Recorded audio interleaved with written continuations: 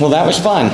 That's playoff environment, playoff basketball, two high-level teams playing down the stretch. Disappointed that we couldn't hold that fourth quarter lead, but we made some big plays to get it into overtime, made some big plays to give us a chance to stay in that game even late. So, proud of our grittiness, proud of what we did at home this year.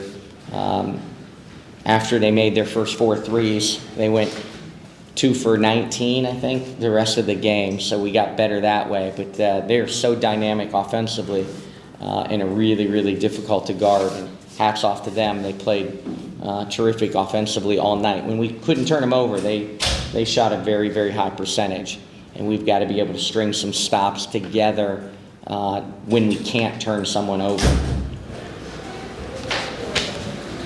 Curt, obviously you guys are headed to the WNBA, but what's the schedule like from there? I mean, there is the extended break. You're not exactly sure who you're going to be playing. How do you prepare mentally and physically for this? Yeah, I've reached out to some WNBA coaches in the league and former WNBA coaches. I also talked to a Power 5 coach in the last couple days.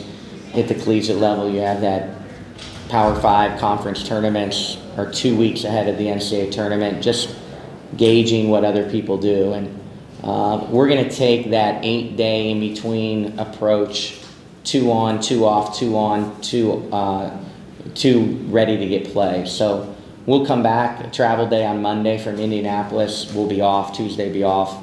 We'll practice Wednesday, Thursday, then give them a couple more days off, and then we'll be ready to go Sunday and Monday for the final tune-up. If chalk holds through, you would assume it's LA, but you never know. So we'll concentrate on ourselves early in the week, and then as it gets closer, start to try to guesstimate who you're going to play, but really turn that up on, obviously, Sunday, Monday. Curt, you talked about before the game, trying to weigh the risk-reward of going a little bit for leather and also maybe off a bit the paddles, give everyone some rest. How hard was that decision getting through the game? Yeah, you saw the competitiveness of our players, and you knew they would with the great crowd. There was an opportunity to play for a franchise home record, to keep pressure on Washington. We know how talented Chicago is.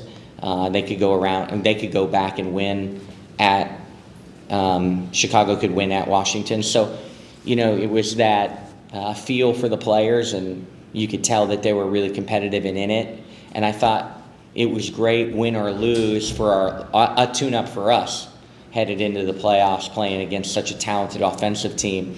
We're going to play a similar point guard that really quarterbacks the team and can really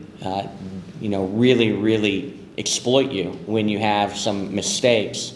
Courtney, if we end up playing LA, we'll have the same thing in Chelsea Gray. So it was a great opportunity to keep them out there. Now that decision's easy.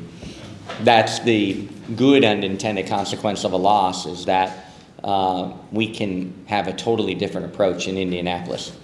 They pissed off about this loss because they looked at it.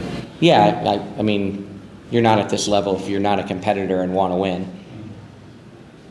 Can we call Courtney now Ice Bucket? Because after that one, those 3 free throws, that was incredible. It's big. I mean, down the stretch, Strickland hit a big shot in overtime to get it back to a 1-possession game. But honestly, the person that wanted shots for us late was Courtney. Now, we had just way too unforced turnovers in stretches down in both regulation, but also certainly overtime, and not enough shots on goal. But she certainly, didn't shy from the moment, wanted a big shot.